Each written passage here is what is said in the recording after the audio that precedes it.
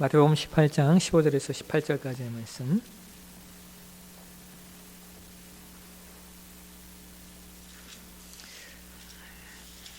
마태복음 18장 15절에서 18절까지의 말씀을 우리 함께 한 목소리로 같이 읽도록 하겠습니다. 내 형제가 죄를 범하거든 가서 너와 그 사람과만 상대하여 권고하라. 만일 들으면 내가 내 형제를 얻은 것이요 만일 듣지 아니하거든 한두 사람을 데리고 가서 두세 증인의 입으로 말마다 확증하게 하라. 만일 그들의 말도 듣지 않거든 교회의 말하고 교회의 말도 듣지 않거든 이방인과 세리와 같이 여기라. 진실로 너희에게 이르노니 무엇이든지 너희가 땅에서 매면 하늘에서도 매일 것이요 무엇인지 땅에서 풀면 하늘에서도 풀리리라. 아멘. 오늘 본문의 말씀을 가지고 오늘 웨스트민스터 신앙고백서 52번째 시간 말씀을 나눌 텐데요. 오늘은 제30장 교회의 권징에 관하여 라고 하는 제목으로 말씀을 나누도록 하겠습니다. 신앙고백서의 말씀이 모두 다 중요하지만 특별히 이제 오늘 말씀은 중요하면서도 반면에 참 어려운 말씀입니다. 왜 이 말씀이 중요하면서도 어려운 말씀이냐? 사실상 이 권증이라고 하는 내용이 오늘날 이제 프로테스탄트 교회, 즉 개신교회는 사실상 교회 안에서 거의 가능하지 않은 내용이 되었기 때문입니다. 이것이 이제 가톨릭 교회와 우리를 비교하여 가장 아픈 부분이 이제 아닌가 이렇게 생각을 하는데요. 그러니까 프로테스탄트 교회, 즉 개신교회가 탄생하게 된 배경에는 여러 가지 이유가 있지만 근본적으로 가톨릭 교회의 문제점을 개혁하고자 하는 것이 근본적인 내용이었습니다. 그래서 실제로 많은 부분에 있어서 개신교회는 중세 가톨릭 교회의 문제점들을 시정했고 또 개혁해냈습니다. 그런데 반면에 상대적으로 약화된 내용이 있습니다. 그것이 뭐냐면 바로 교회의 권위에 대한 내용입니다. 오늘날 가톨릭 교회는 교회의 권위가 상당히 높습니다. 반면에 가톨릭 교회와 비교하여 교회의 권위라고 하는 이 말 혹은 이 내용이 상대적으로 개신교회는 대단히 낮습니다. 그러면 왜 이런 현상이 일어나는가? 그 본질적인 이유 중에 하나가 교회의 권증이 온전히 실현되는가 혹은 실현되지 못하는가의 문제라는 거예요. 가톨릭 교회는 여전히 교회의 권증이 아주 강력하게 살아 있습니다. 어떤 면에서 교회의 권위와 권증이 너무 높고 강해서 문제인 것이 가톨릭 교회입니다. 그런데 반면에 개신교회는 시간이 가면 갈수록 교회의 권위와 권증이 그 역할과 구실을 제대로 하지 못하고 있습니다. 이것이 개신교회가 갖고 있는 아픔입니다. 그러면 왜 가톨릭 교회와 개신교회가 이렇게 다른가? 그 이유를 우리가 여러 가지로 살펴볼 수 있겠지만 본질적으로 교회 형성의 근간이 가톨릭 교회는 그 감독주의 형태의 그 교회입니다. 그 감독주의 형태의 교회이면서 동시에 가톨릭 교회는 여러분 가톨릭이라는 말 자체가 공교회라는 말, 공적이라고 하는 의미를 담고 있습니다. 그러니까 우리가 공교회라고 하는 말은 우리도 쓰는 말이잖아요. 근데 이 캐톨릭이라는 말 자체가 공적인 교회라고 하는, 공적이라고 하는 의미를 담고 있다라고 하는 거예요. 그래서 가톨릭 교회는 그 어떤 교회들보다 공교회주의가 잘 됩니다. 이 공교회주의가 뭐냐? 개교회를 떠나서 모든 교회는 하나라고 하는 게 공교회주의입니다. 가톨릭 교회는 이게 잘 유지가 되고 있습니다. 근데 그 이유는 정치 제도 때문일 수 있어요. 왜냐하면 가톨릭 교회는 지극히 감독주의인데 그 감독주의에서 더 높은 게 뭐예요? 교황주의라고 하는 내용. 어떤 교황이라고 하는 일인의 어떤 쉽게 얘기하면 이 권위와 말과 이 영향이 상상할 수 없을 정도로 센 것이 가톨릭입니다. 그러니까 옛날로 이야기하면 이건 그 시대예요. 왕이 있던 시대와 거의 유사할 정도이기 때문에, 어쨌든 그러면서 그런 정치대로를 가톨릭교회가 갖고 있기 때문에 교회의 하나됨이 그나마 잘 유지되고 있다라고 하는 거예요. 반면에 개신교회는 정치 형태에 있어서 감독주의 형태를 채택하고 있는 교회들이 있습니다. 감리교회가 감독주의 교회이고요. 그 다음에 성공회가 또 역시 감독주의 교회이고, 그 다음에 구세군이 또 일종의 100%는 하지만 감독주의 형태의 교회를 형성하고 있습니다. 그런데 개신교들은 감독주의 형태를 채택하고 있는 교회들이 있지만, 그럼에도 불구하고 개신교의 가장 큰 특징은 교회 형태가 공교회적 어떤 하나됨의 내용보다는 개교회주의다라고 하는 거예요. 개신교의 특징은 교회들의 개교회주의가 공교회성보다 훨씬 더 강합니다. 그런데 이것으로 인하여 나타난 현상이 뭐냐면, 가톨릭 교회는 내가 이 교회에 다니다가 이사를 간다거나 혹은 가톨릭 교회가 납득하는 어떤 사유가 있지 않는 한 다른 지역의 교회로 옮길 수가 없습니다. 가톨릭 교회는 이사를 가면은 반드시 임명했다라고 하는 서류와 내용이 함께 같이 옮겨집니다. 그 지역의 교회에. 그렇기 때문에 내가 이 교회 다니다가 어떤 문제가 있거나 해서, 혹은 단순히 나의 필요에 의해서 저쪽 교회로 옮길 수가 없다라고 하는 거예요. 그런데 반면에 개신교회는 내가 이 교회를 다니다가 어떤 문제가 있거나, 혹은 이 교회가 마음에 안 들면 언제든 다른 교회로 갈 수 있다는 거예요. 왜 그렇습니까? 개신교회는 개교회 중심의 교회이니까 그렇습니다. 그러니까 이사를 와서 어쩔 수 없이 교회를 옮기는 게 아니라 그냥 지역에 있다가 지역에 있는 이 교회에서 이 교회로 갈 수가 있다라고 하는 거예요. 그것이 선한 의도든 혹은 선하지 않은 의도이든 어쨌든 그렇게 쉽게 교회를 옮길 수 있는 것이 우리 개신교회인데, 그것이 개교회 중심의 교회이기 때문에 그렇다라고 하는 겁니다. 근데 여러분, 어떤 면에서 이런 개교회 중심의 교회가 이게 꼭 나쁜 것만은 아니에요. 왜냐하면 신자에게 교회 선택의 자유가 있기 때문입니다. 반면에 가톨릭 교회는 오히려 이게 없어요. 신자에게 교회 선택의 자유가 없습니다. 그래서 아까도 말씀드렸듯이 이사를 가지 않으면 이쪽 성당에서 이쪽 성당으로 옮겨갈 수가 없는 거예요. 이런 면에서 개신교는 신자의 교회 선택의 자유가 발휘되고, 또한 신자의 과거가 계속해서 따라다니는 것에 대해서는 어느 정도 여과 장치가 이미 있어요. 근데 가톨릭 교회는 그게 어려운 거예요. 여러분 그렇잖아요. 과거의 내가 오늘의 나는 아니잖아요. 근데 과거에 어떤 일들이 있었으면 가톨릭 교회는 그 이력이 이쪽 신부에게서 이쪽 신부에게 다 전해져요. 근데 이제 개신교회는 그런 거는 이제 없죠. 왜냐하면 이분이 누군가는 개교 중심이기 때문에 잘 모르기 때문에 그렇습니다. 그런데 반면에 참 안타깝고 아이러니하게도 그런 것만큼 참 아이러니하게도 개신교의 권위가 약화된다라고 하는 게 문제예요. 이게 참 아이러니한 거예요. 이거 이해하시겠습니까? 이게 아까 전제에도 말씀드렸듯이 교회가 권징을 행사할 수 없다라고 하는 것이 교회의 가장 큰 문제예요. 왜요? 그냥 다른 교회 가면 되니까, 개신교회는. 반면에 가톨릭 교회는 권징이 명확하게 행사되어져. 왜? 다른 교회를 갈 수가 없어요. 그러니까 이런 장단점들이 있다는 거예요.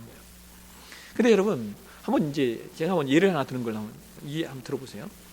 아주 예전에 있었던 일이에요. 아주 예전에 우리 교회에 한 청년이 왔었어요. 근데 얼마의 시간이 지난 다음에 제가 이 청년에 대한 이야기를 다른 교회 목사님에게 우연치 않게 들었어요. 근데 처음에 이 청년이 그 친구인지도 몰랐어요. 근데 그 목사님이 얘기하는데 비슷한 거예요. 근데 뭐냐면 이 친구가 그 성폭행을 해서 형무소에 갔다 왔던 친구예요. 근데 그것도 청소년을. 근데 일단 개신교회는 그걸 몰라요. 왜? 다 개교회니까. 그러니까 저도 그냥 우연찮게 그 목사님들과 얘기하다가 그 목사님이 우리 교회 이런 친구가 하나 왔다가 했는데 자기도 몰랐는데 청년들이 알려줘서 알았다는 거예요. 그러면서 그렇게 얘기하는데 제 등골이 쎄한 거예요. 그러고 나서 보니까 그 사람인 거예요. 이제 심각해진 거죠, 제가. 그러니까 무슨 얘기예요? 개교회주의는 이런 것들을 막을 수 있는 여과장치가 없다라고 하는 거예요. 근데 여러분, 그럼에도 불구하고 우리 기독교 신앙이 어떤 거예요? 우리 기독교 신앙은 죄인을 용서하고 품는다라는 게 우리 신앙의 내용 아닙니까? 그 사람의 과거를 그의 모든 것으로 볼 수는 없다라고 하는 것이죠. 동시에 회개한 사람은 반드시 교회가 그 사람을 품어야 되는 거예요. 근데 어떤 문제가 있어요? 만약 이 사람이 다른 교회에서 권징의 형태를 받았던 적이 있다면 그게 우리 안에 이해될 수 있는 내용이 되겠죠. 회개의 조건으로, 내용으로 말입니다. 근데 아까도 말씀드린 개신교회는 그걸 할 수 있는 교회들이 없어요, 현실적으로. 그렇다면 이 사람의 신앙을 우리가 평가해 봐야 되는 거예요. 이 사람이 진짜 회개한 것인지 아닌지 우리가 평가해 봐야 되는 거예요. 그래서 제가 고민을 하다가 내가 이것을 평가해서 이 친구가 정말 회개한, 진심으로 하나님 앞에 회개한 모습이 있다라고 하면 나는 이 친구를 품겠다라고 마음의 결정을 내렸어요. 그리고 그러면 이걸 어떻게 평가해 봐야 돼요? 여러분, 기독교 상담학에서 가장 근본적으로 이야기하는 것 중에 하나가 뭐냐면 이런 내용이 있어요. 뭐냐면 그 사람이 자기 죄를 인정하느냐 인정하지 않느냐가 가장 기본적인 요소가 된다는 거예요. 어떤 죄를 지은 사람이 돌이켰느냐, 그리고 마음 깊은 곳에서 회개했느냐, 이것을 알아보는 가장 근본, 아주 쉬운 내용이 자기 죄를 이 사람이 인정하느냐 인정하지 않느냐가 기본적인 내용이 돼요. 물론 그거 있잖아요. 아닌데도 한 것처럼 할 수 있어요. 사람 인간이니까. 근데 그건 방법이 없잖아요. 그렇게 속이는 걸 누가 당연하겠습니까? 그럼 하여튼 기본적으로 이 사람이 이 자기 죄를 얼마큼 인정하고 그것에 대해서 애통해야 하느냐가 이 죄를 회개했느냐 혹은 돌이켰느냐에 아주 평가해 볼 수 있는 가장 쉬운 내용이 된다, 그 얘기예요. 그래서 제가 그 친구에게 전화를 했어요. 그리고 그 내용을 얘기했어요. 그럼 이거 정말 어려운 내용이에요. 여러분들은 안 해보셨죠? 전 맨날 며칠을 고민했습니다. 어떻게 이 문제를 해결할까? 근데 이게 쉬운 얘기, 이게 여러분 그냥 놔둘 수도 없고요. 만약 어떤 문제가 생겨봐요, 교회 안에서. 저는 그냥 날아가는 거예요. 야, 쉽게 얘기하면. 그러니까 이게 상당히 두려운 얘기예요. 제가 너무 적나라하게 얘기했는데 참 두려운 얘기예요. 쉬운 문제가 아니라고요. 그래서 제가 전화를 했어요. 내가 우연찮게 이런 일들을 알게 됐습니다. 근데 그 친구가 딱 했던 말이 뭔지 아세요? 나는 그런 죄를 지은 적이 없습니다 라고 얘기했어요. 아니, 그러면 어떻게 해서 감옥에 가셨습니까? 형무소에 갔습니까? 했더니 경찰이 누명을 씌웠대요. 이제는 답이 없는 거죠. 그런데 참 감사하게 그 친구가 다음 주부터 교회 안 나가겠습니다로 뚝 끊었어요. 그러고 끝났어요. 근데 여러분, 그냥 끝난 게 이게 아니잖아요. 이 고민이 그 다음 고민이 생기는 거예요. 이거 다른 교회를 또 갈 텐데 분명히 이 친구는 여전히 회개하지 않고 돌이키지 않고 그냥 교회만 옮기면 되는 거예요. 이 문제를 개신교회가 어떻게 해결할 수 있냐라고 하는 거예요. 사실상 오늘날 이 개신교회는 이게 정말 이 권징에 관한 부분이 대단히 가장 어려우면서도 동시에 개신교회가 가장 빨리 회복해야 될 내용이 공교회성과 더불어서 권징의 회복이라는 거예요. 이게 회복되지 않는 것만큼 개신교회는 교회의 권위가 땅에 떨어지게 되어 있다라고 하는 겁니다. 그래서 오늘 이제 웨스트민스터 신앙고에서 30장은 바로 그러한 것들에 관해서 우리 가운데 좀 알려주고 있는데요. 먼저 1항 말씀 한번 보실까요? 1항 우리 한번 같이 한번 읽도록 하겠습니다. 교회의 왕이요 머리이신 주 예수께서는 세속의 위정자와는 구별된 교회 직원들의 손에 교회의 정체를 제정해 주셨다. 자, 여러분, 교회의 왕이요 머리는 오직 예수 그리스도이십니다. 그런데 그 교회의 머리이신 예수님께서 교회를 어떻게 세우셨는가? 에베소 2장 20절에 성경이 이런 말씀을 하고 있어요. 보실까요? 에베소 2장 20절 같이 한번 읽겠습니다. 너희는 사도들과 선지자들의 터 위에 세우심을 입은 자라 그리스도 예수께서 친히 모퉁이 돌이 되셨느니라. 자, 교회는 예수님께서 친히 모퉁이 돌이 되시고 그 다음에 사도들과 선지자들의 터 위에 세워졌다라고 성경이 얘기해요. 자, 여기 모퉁이 돌은 기둥을 말하는 거예요. 주춧돌. 옛날에 집 지을 때 기둥석이에요. 주춧돌을 먼저 놓고 거기에 기둥을 세웠습니다. 그러니까 예수 그리스도는 교회의 기둥이요, 그리고 이것을 또 다른 말로 우리가 반석이라고 얘기해요. 반석. 그러니까 교회는 예수 그리스도라고 하는 반석 위에 반드시 세워진 곳만이 교회인 거예요. 그리고 더 나아가서 뭐라고 얘기해요? 사도들과 선지자들의 터 위에 세워졌대요. 자, 여러분, 여기 터라고 하는 말이 무슨 말일까요? 터라는 말을 우리가 이해하기 위해서는 앞에 붙는 단어 누구의 터예요? 선지자들의 터, 그 다음에 사도들의 터라는 말을 이해하셔야 돼요. 그러니까 우리가 선지자들과 사도들의 터 위에 교회가 세워졌다라고 하는 거예요. 근데 그러면 여러분, 선지자들의 사역, 사도들의 사역의 가장 핵심적인 사역이 뭡니까? 예? 선지자들과 사도들의 사역의 가장 핵심적인 사역 뭡니까? 하나님 말씀을 이 얘기까지 나와야지. 하나님 말씀을 전하는 사역이다. 그죠? 여러분 그렇게 생각하셨죠? 예? 사도들과 선지자들의 사역의 핵심적인 사역이 뭐예요? 하나님 말씀을 전하는 사역이다. 이건 다 이해하시죠? 근데 그거는 우리가 일반적으로 다 아는 내용이에요. 사도들과 선지자들의 가장 중요한 사역은 우리가 보편적으로 하나님의 말씀을 전파하는 것으로만 이해하는데, 이것도 중요한 사역이지만 더 중요한 사역이 하나 있어요. 그게 뭐냐면 그들은 하나님의 말씀, 즉 성경이 형성되는 일에 부르심을 받았던 존재들이라는 거예요. 이걸 이해하시겠습니까? 즉 하나님은 선지자들로 말미암아 구약의 많은 부분의 성경이 기록되게 하셨고, 또 사도들로 말미암아 신약의 많은 성경이 기록되게 하셨다라고 하는 거예요. 그래서 선지자들과 사도들의 가장 큰 사역은 하나님의 말씀인 복음을 전파하면서 동시에 하나님의 말씀이 성경으로 완성되고 성경으로 종결되는 역할을 감당하는 겁니다. 여러분, 이게 왜 중요하냐면요, 이게 왜 중요하냐, 오늘날 기독교 신앙 안에서 혹자들 혹은 일부분의 사람들이 말하는 내용 가운데 하나가 뭐가 있냐면 이런 내용이 있어요. 성경은 지금도 계속 기록된다. 그리고 또 혹자들은 지금도 선지자가 있다, 또는 지금도 사도가 있다, 이런 얘기들을 합니다. 여러분 들어보신 적 있으세요? 지금도 있어요. 여러분, 자신을 나는 선지자입니다 하는 사람이 있고요, 자신을 나는 사도입니다 라고 하는 사람이 지금도 있다니까요.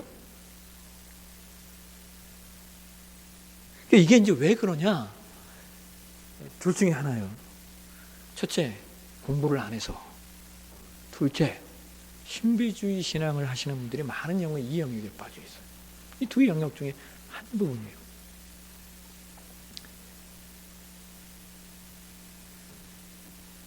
다시 말씀드려요.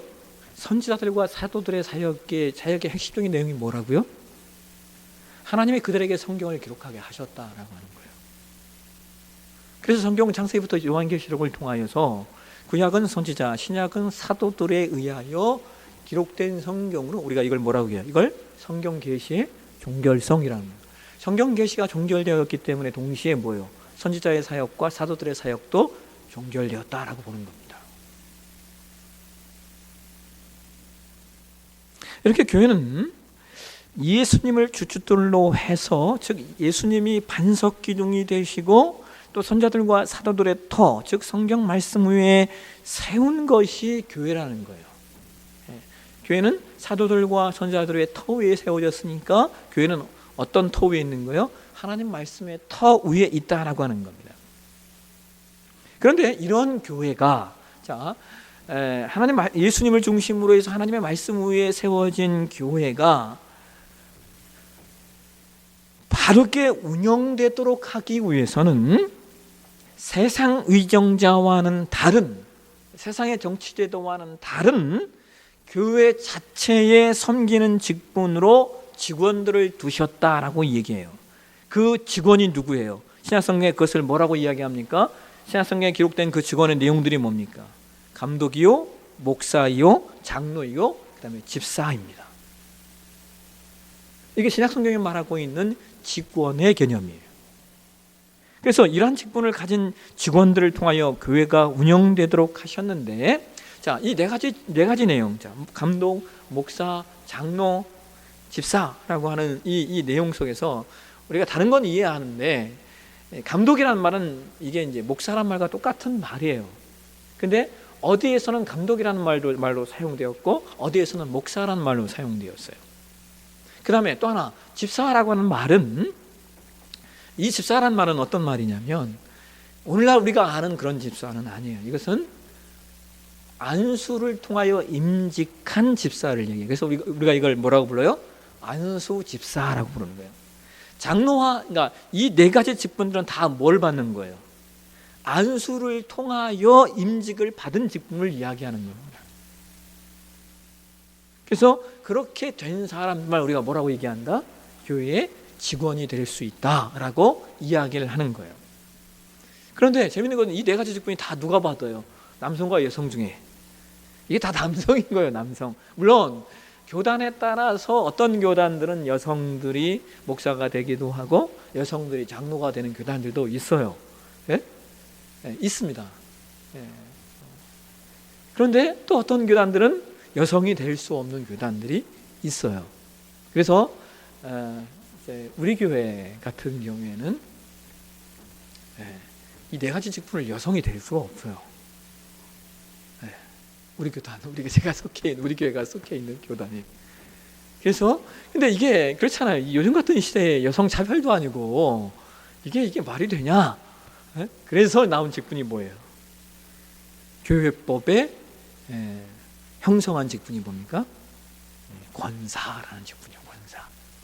그래서 장로교회는 이제 물론 아까도 제가 말씀드린 어떤 교단들은 여성이 장로도 되기도 하고 여성이 목사가 되기도 해요.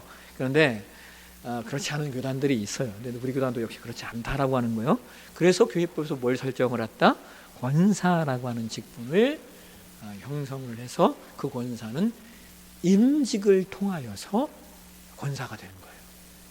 그렇기 때문에 우리 장로교회는 몇 가지를 이해할 수 있는 거예요. 교회 직원이라고 하게 되어지면 감독, 사실 우리는 감독제가 아니니까 그냥 목사, 장로, 집사, 그리고 권사, 이 네 가지 영역이 교회의 직원이 될 수 있다.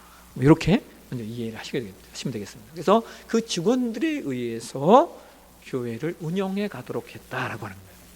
그 다음 2항을 한번 보시겠습니다. 2항 같이 한번 읽겠습니다. 이 직원들에게는 천국의 열쇠가 맡겨져 있다. 이 열쇠의 힘에 의하여 그들은 말씀과 권능을 사용하여 죄를 보루시키기도 하고 용서하기도 하며 회개치 않는 자에게는 천국의 문을 닫기도 하고 회개하는 죄인들에게는 복음을 전해주고 때에 따라 권능을 사면해 줌으로써 천국 문을 열어주는 권세를 가지고 있다. 여러분 기가 막히죠. 뭐가 있대요? 이 직원들에겐 천국의 열쇠가 있대요. 가톨릭 교회는 천국의 열쇠를 누가 갖고 있습니까? 가톨릭 교회는 천국의 열쇠는 교황만 갖고 있습니다. 교황. 그러니까 거꾸로 얘기하면 우리는요 교회의 직원이 가톨릭에서 말하는 교황만이 가질 수 있는 이 권세를 교회의 직원, 장로, 목사, 집사, 권사가 갖고 있다 그 얘기예요. 그러니까 가톨릭 교회가 이 개신교회를 보면 기가 막힌 거죠. 그러면 이게 왜 이렇게 해석이 되냐? 가톨릭 교회는 천국의 열쇠를 베드로가 받았다라고 해석을 하는 거예요. 그리고 교황은 그 베드로의 후계자라고 합니다. 이게 천주 가톨릭 교회의 교리예요. 개신교회는 예수님께서 베드로에게 내가 너에게 천국의 열쇠를 줄게라고 할 때 그 말씀이 베드로 자체가 아니라 뭐예요? 베드로가 고백한 신앙 고백, 주는 그리스도시요 살아계신 하나님의 아들입니다라고 하는 그 신앙 고백 위에 천국의 열쇠를 주셨다라고 개신교회는 우리는 해석을 하는 거예요. 그러니까 그러니까 그런 천국의 열쇠를 가질 수 있는 사람 우리식으로 해석하면 누구예요? 명확한 신앙 고백, 우리의 신앙 고백을 확실히 하고 우리의 신앙 고백이 무엇인지를 온전히 알고 그 신앙 고백을 계승해 가는 사람이면 된다, 그 얘기를 하는 거예요. 이게 가톨릭 교회와 우리 개신교회의 차이점인 겁니다. 그래서 이러한 이제 천국의 열쇠를 받은 교회의 직원들이 권징을 가하기도 하고 해제하는 역할들을 해요. 이건 무슨 말이냐? 이 직분을 받은 자들이 논의를 해서, 회의를 해서, 이건 회의체예요. 회의를 해서 어떤 문제가 있었던 사람에 대해서 뭘 하는 거예요? 이걸 재판을 하는 거예요. 재판. 우리는 재판하면 부정적이잖아요. 근데 어쨌든 재판을 하는 거예요. 이 사람이 만약 이런 일을 졌다 그러면 이 회의체가 모여서 회의를 하는 거예요. 회의를 해서 이 사람에게 권징을 가하는 것이 가한지 혹은 가하지 않은지를 아까 직원이라고 하는 그 회의체를 통하여 논의하게 된다라고 하는 겁니다. 그러니까 여러분, 교회 직원이라고 하는 이 자리는 아까 직분 임직받은 분들은 이게 대단히 부담스러운 자리예요.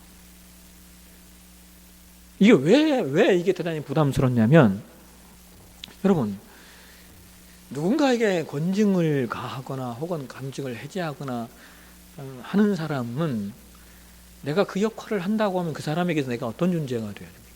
적어도 이 사람보다 나은 사람 돼야 되잖아요. 네? 그잖아요. 이 사람이 볼 때 당신이 나를 판단할 수 있는 사람이야? 당신이 나를 혹은 평가할 수 있는 사람이야? 라고 할 때만 이게 가능한 거잖아요.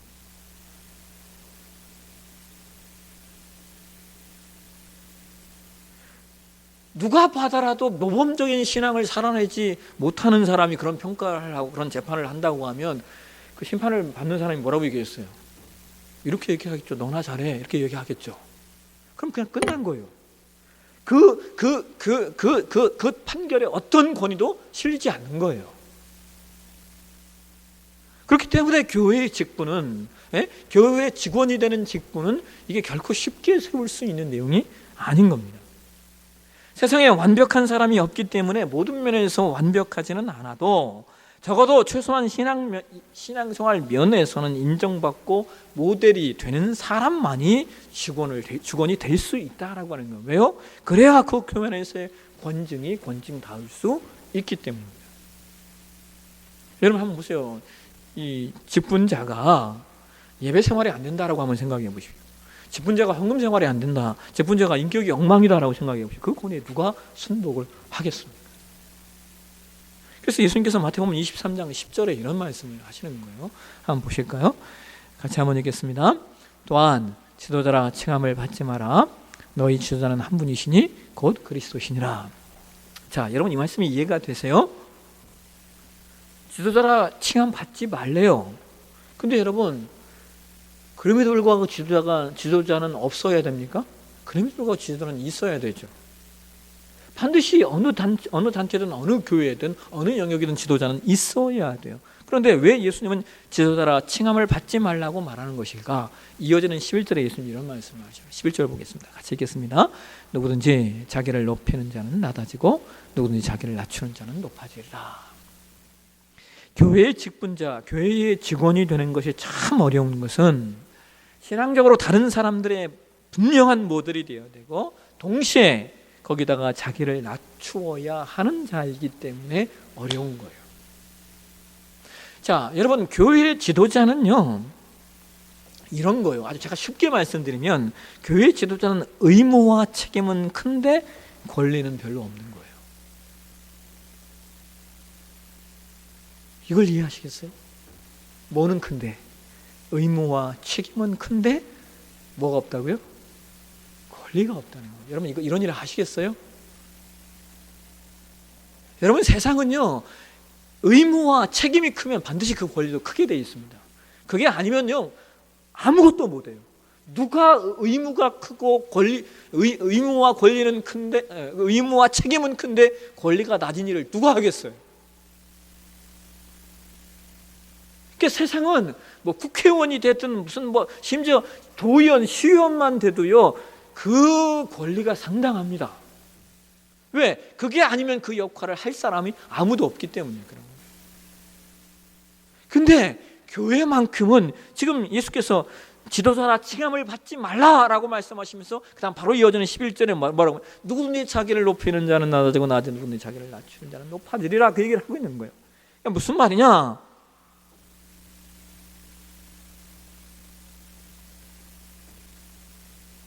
그래서 교회에서 직분을 받고 교회에서 직원이 된다라고 하는 것이 대단히 어려운 일입니다. 그런데 한국교회의 문제가 뭐예요? 한국교회는 세상하고 똑같아요. 그렇잖아요. 직분이 세상의 직분과 똑같이 간다고요. 그러니까 교회가 문제가 생기고 어그러지는 거예요. 왜? 교회는 그게 아닌데, 다시 말씀드려요. 교회 직분은 의무와 책임은 큰데 권리는 별로 없다고요. 근데 하나 있는 게 있어요, 여러분. 권리는 크지 않지만 하나 있는 게 있어요. 영적 권위는 큰 거예요. 여러분, 이걸 이해하시겠습니까? 여러분, 권리와 권위를 우리는 구분해야 됩니다. 교회 지도자는 의무와 책임은 큰데 권리는 없어요. 근데 뭐는 있다? 권위라는 게 있어요. 그 영적 권위로 우리는 권징을 가하거나 혹은 해제할 수 있는 천국의 열쇠가 교회 지도자에게 있다라고 하는 거예요. 한국교회가 이것만 알면요, 시끄러운 일은 없습니다. 근데 이걸 몰라서 한국교회가 시끄럽고, 여러분, 이 직분자 세우려면요, 세우면 반드시 문제가 생깁니다. 반드시 교회를 떠나는 사람이 생겨요.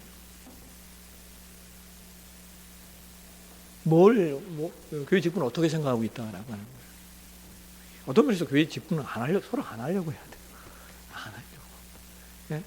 근데 반드시 누군가는 해야 하기 때문에 아무 권리도 없지만 하나님 주신 그 영적 권위라고 하는 그 믿음을 가지고 직원이 되어야 되는 거예요.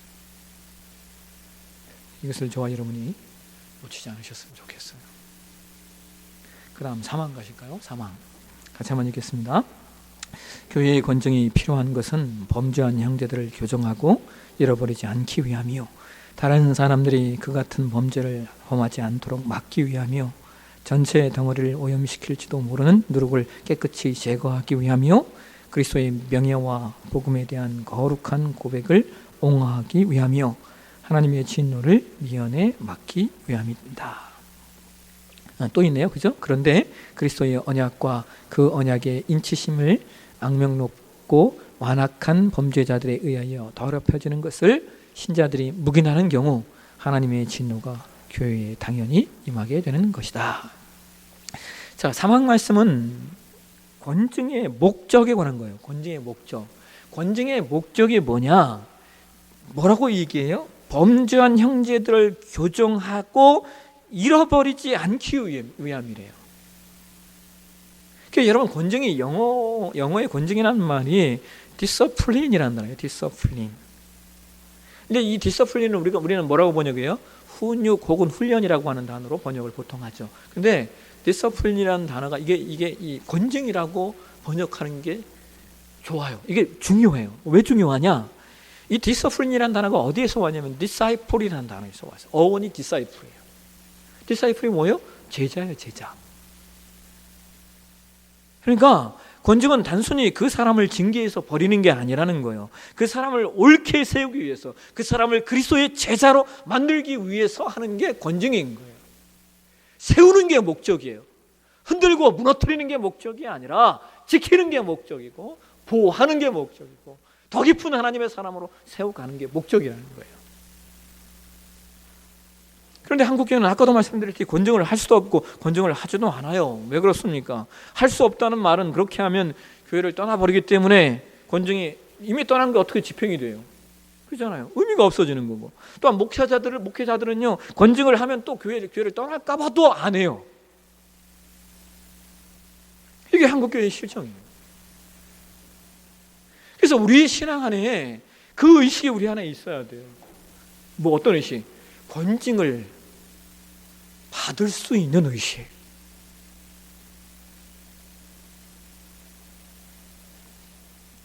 우리가 지금 웨스트민스터 신앙고백서를 배우고 있는데요, 우리 기독교 역사에는요 여러 가지 신앙고백서들이 되게 많이 있어요. 그 중에 하나 벨직 신앙고백서라는 게 있어요. 벨직 신앙고백서 29장에 보면 참교회와 거짓교회를 나누는데 이렇게 한번 읽어보실까요? 같이 한번 읽겠습니다. 만일 복음의 순수한 교리가 전파되고 그리스도에 의하여 세워진 성례가 순수하게 이행되며 교회의 가르침으로 인해 죄를 징벌하는 일이 일어난다면 이는 참교회에 속하는 것이다. 벨직신앙고백서 29장에 참교회와 거짓교회를 딱 구분하는데 참교회와 참교회를 뭐라고 얘기해요? 그러니까 여러분 이 내용을 가지고요, 이 내용 속에서 뭐가 나왔는지 아십니까? 교회의 3대 표지가 나온 거예요. 교회의 3대 표지 들어보셨어요? 개신교회는 교회의 3대 표지가 있어요. 첫 번째, 뭡니까? 말씀의 바른 증거, 하나님 말씀의 바른 증거. 두 번째, 성례전의 올바른 집행. 세 번째, 권제의 신실한 실행. 이게 교회의 3대 표지라는 거예요. 여러분, 표지라고 하는 거는요, 이게 교회다 그 얘기예요. 근데 우리 한국교회가 이 교회의 3대 표지가 뭔지도 몰라요. 왜? 가르친 적이 없으니까.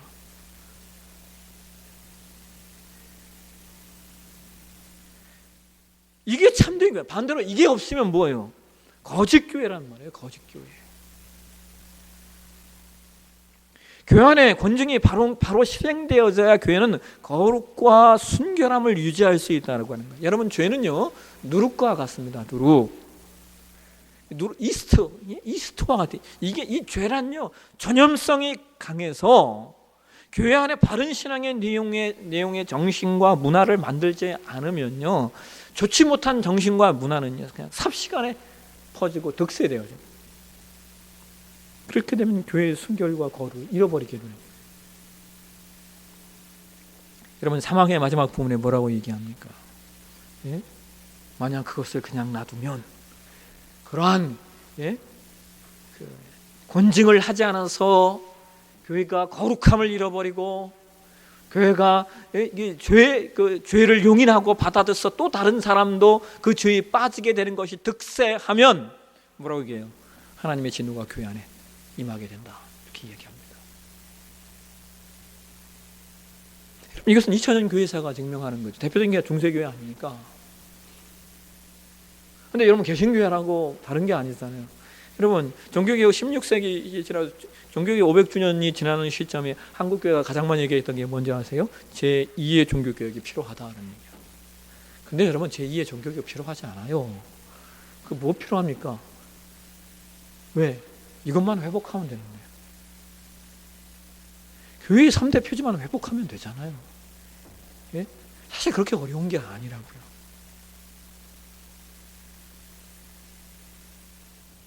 이게 되지 않아서 하나님이 촛대를 옮기실지 몰라요. 그래서 우리는 이 부분의 중요성을 놓치지 않으셔야 돼요. 그 다음 4항 가실까요? 4항 같이 읽겠습니다. 이러한 목적들을 보다 효과적으로 달성하기 위해 교회 직원들은 당사자의 범죄와 과실의 성격에 따라서 권계, 일시적인 수찬정지, 그리고 교회에서의 제명을 명할 수가 있다.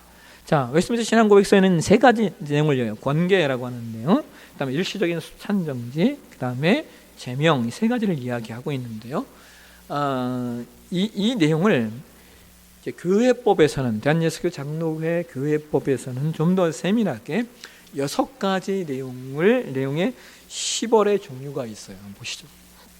첫 번째가 뭐예요? 권계예요. 권계는 말 그대로 주의를 촉구하는 거예요. 주의하세요. 하셔야 되겠습니다. 주의를 촉구, 권계. 견책은 뭐예요? 과실이 있어서 책망하는 거예요. 책망. 견책이에요. 그 다음에 정직은 뭐예요? 이거는 어떤 일이 맡겨져 있다면 그 일의 직분을 정지시키는 거예요. 그리고 필요에 의해서 유기나 혹은 무기로. 그 다음에 면직이 있어요. 면직은 아예 직분을 박탈시키는 거예요. 그 다음에 수찬정지가 있어요. 수찬정지는 성찬에 참여하지 못하도록 하는 거예요. 여러분, 우리가 생각할 때는 성찬이 제일 나을 것 같죠. 어떤 벌을 받는다고 하면, 자, 올 1년 동안 성찬 참여하지 못하십니다. 이렇게 하면 가장 편할 것 같잖아요. 안 받으면 되니까. 근데 제가 지난번에 여러분 성찬에 관해서 말씀 지금 기억나세요? 성찬이 얼마나 중요한 건가? 그래서 이 수찬정지가 사실은 무서운 벌이에요. 그 은혜에 참여하지 못하도록 하는 거예요. 그렇기 때문에. 그 다음에 마지막 6번째가 출교예요. 출교. 이건 가장 무서운 겁니다. 이건 이 출교라는 말이 무슨 말이냐? 제명, 그러니까 면직은 그 직을 파는 거예요. 근데 이 출교는요, 이거예요. 교회 출석을 금하는 겁니다. 그러니까 이건 마귀에게 너는 마귀야. 너는 이렇게 하는 가장 무서운 징계가 되는 거죠.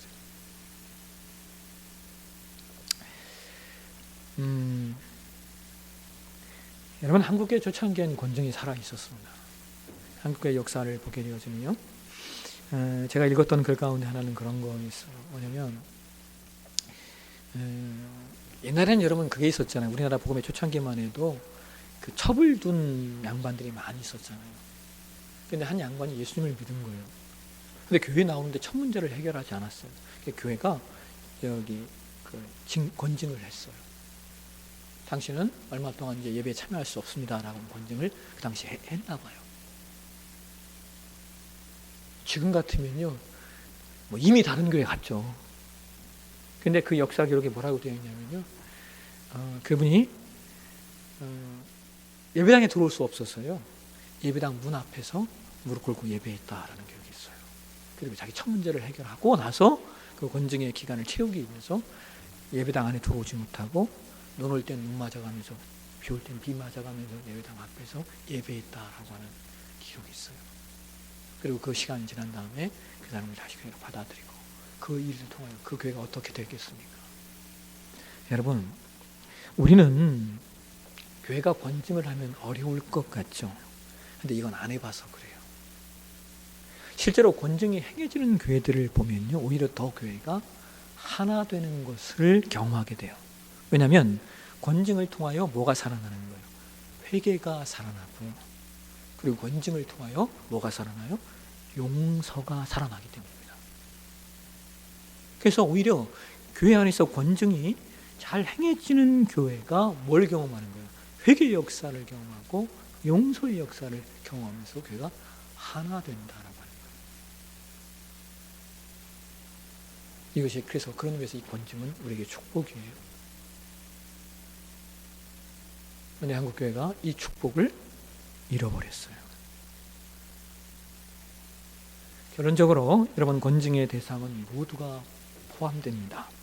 목사이건 장로이건 권사이건 안수집사이건 서리집사이건 성도이건 모두가 그 대상이 될 수 있어요. 자, 그러면 목사와 장로를 누가 권징하겠어요? 여러분이 저를 권증하시겠어요? 그래서 뭐가 있는 거예요? 그래서 노예가 있는 겁니다. 예. 그러니까 성도들이 노예에 소를 제기할 수 있어요. 이 목사가 이상한 목사다. 그럼 여러분들이 노예에 상소를 하실 수 있다고요.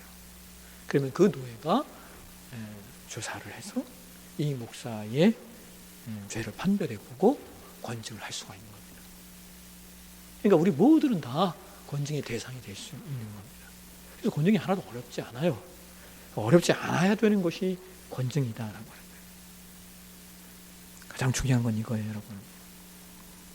교회가 그것을 기꺼이 행할 수 있고 동시에 그것을 기꺼이 받을 수 있는, 이해되시죠? 교회가 기꺼이 권증을 행할 수 있고 동시에 성도들은 그 권증을 기꺼이 받을 수 있는 교회가 될 때 그 교회가 건강한 교회, 진짜 좋은 교회가 됩니다. 오늘 이 중요한 내용을 지금 한 10분 나오셔서 듣고 있어요. 아쉽습니다. 그러나 여러분 기억하셔서 우리 교회가 어떻게 좋은 교회가 되어야 될지를 함께, 이 말씀을 들은 저와 여러분이 함께 만들어갈 수 있는 진짜 좋은 교회, 건강한 교회 만들어 가실 수 있길 주의 이름으로 축원합니다. 기도하겠습니다. 하나님, 오늘도 이 말씀, 권증에 관한 말씀을 배웠습니다. 권증이 얼마나 중요한가. 권증이 정말 한 영혼을 예수 그리스도의 신실한 제자 만들기 위해서 행하는 귀한 일이고 복된 일임을 놓치지 않게 하시고, 권증을 해낼 수 있는 교회, 그리고 권증을 받을 수 있는 성도들이 있는 교회, 그 교회가 좋은 교회임을 또한 우리 잊지 않도록 도와주옵소서. 레포스 하나님의 교회, 좋은 교회 되게 하여 주옵소서. 거룩하신 예수님의 이름으로 기도합니다. 아멘. 예.